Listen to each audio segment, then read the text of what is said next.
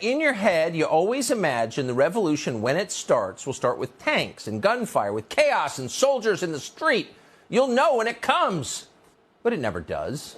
Instead, the really big changes to American life, the profound ones that affect all of us forever, those changes almost always begin quietly with gentle pleas for tolerance.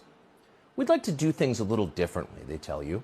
We'd like to make a change to some custom or belief that people have been attached to for the last few thousand years. But don't be alarmed. It's not a big deal. You don't even need to participate. All we ask is that you let us live the way we want to live. That's always the pitch.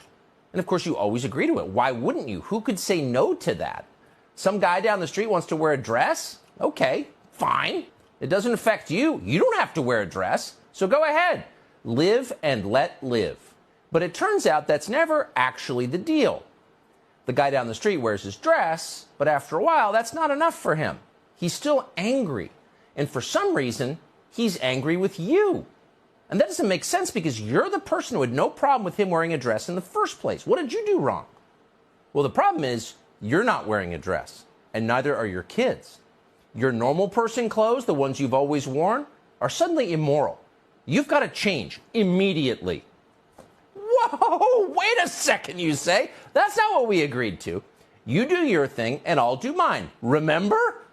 They don't remember. They don't care. That's not how it works.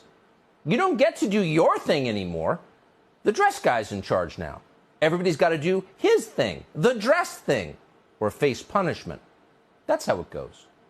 Be tolerant becomes show some respect, which evolves very quickly into bow down before us and lick our feet or else we'll hurt you.